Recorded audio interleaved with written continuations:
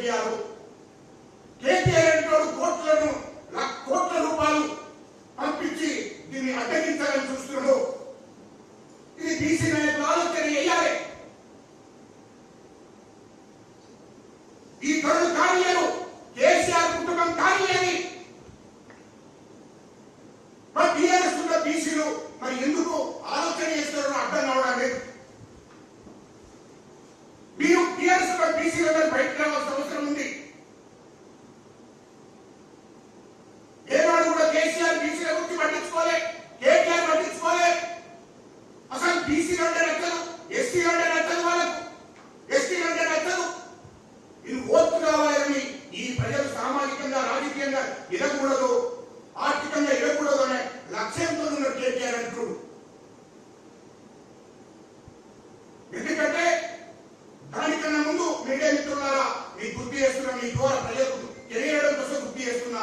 అంతకుముందు group 1 exams రాసినటువంటి ఎస్సీలు, ఎస్టీలు, బీసీలు, మైనార్టీలు,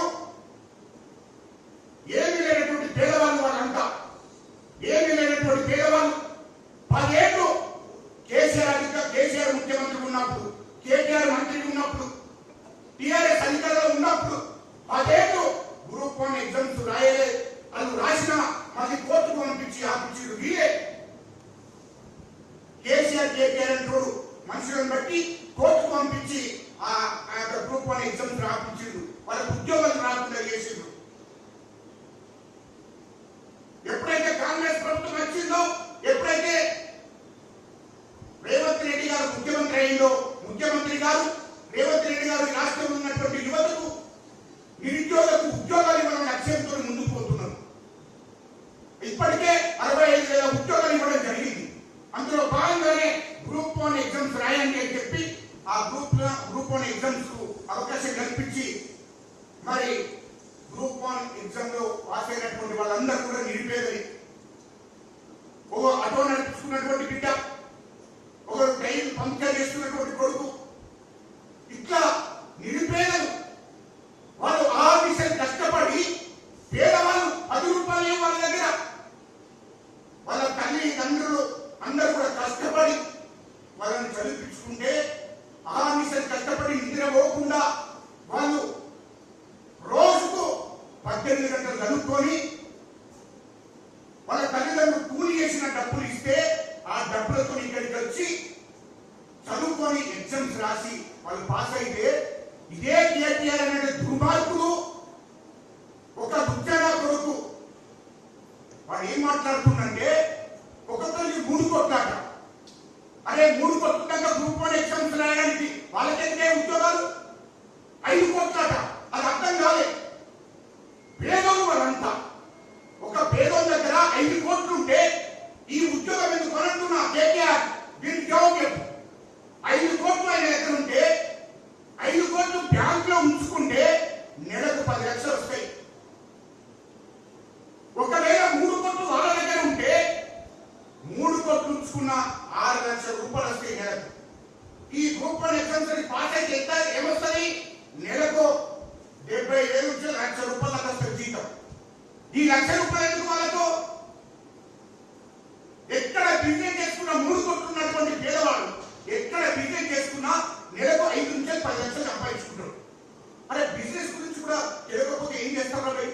3 కోట్లు ఉన్నోడికి ఉద్యోగం అవసరమా? 5 కోట్లు ఉన్నోడికి ఈ ఉద్యోగం అవసరమా? వాడు ఎక్కడ బ్యాంకులో పెట్టుకున్నా నెలకు 5 నుంచి 10 లక్షలు వస్తాయి. ఎక్కడ వ్యాపారం చేసుకున్నా 5 నుంచి 8 లక్షలు 10 లక్షలు సంపాదించుకుంటాడు. 3 కోట్లు 5 కోట్లు నువ్వు ఈ ఉద్యోగం ఎందుకు? 1,00,000 రూపాయల జీతం ఉద్యోగం ఎందుకు? వాళ్ళకు గంట కూడా అవగాహన లేకుండా మాట్లాడితే ఈ 3 కోట్లు లంచం ఇస్తే ఈ 3 కోట్లు ఎన్ని రోజులు సంపాదించగలవాడు ఉద్యోగం చేసి? ఈ 3 కోట్లు ఎన్ని రోజులు సంపాదించాలి? నెలకు 1,00,000 రూపాయలు అంటే సంవత్సరానికి 12 లక్షలు. అంటే ఎన్ని ఏళ్ళు సంపాదించాలి? అంటే దాదాపు 30 ఏళ్ళు నౌకరీ అని మొత్తం 30 ఏళ్ళు నౌకరీ. 30 ఏళ్ళు నౌకరీ చేసి ఈ పైసలని అప్పులు కట్టుకుంటారా? అవగాహన మాటలు ఎట్లా? 3 కోట్లు వాడు ఎక్కడైనా తీసుకెళ్ళింది అనుకో,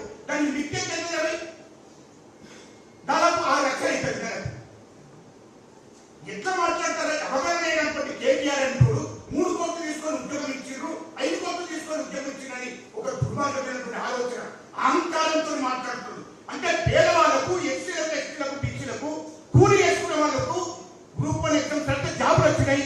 ఆర్టీఓ లైన్లు, డిఎస్పీ లైన్లు, అంటే రకరకాల ఉద్యోగ ఆఫీసర్ లైన్లు అన్నారు. వాళ్ళకి అవడం ఇష్టం లేదు కేటీఆర్ కుటుంబానికి. వీళ్ళందరూ పేదలు, నిరుపేదలు, ఆర్టీఓలు, డిఎస్పీలు, ఆఫీసర్లు అవ్వడం ఇష్టం లేదు వాళ్ళకి.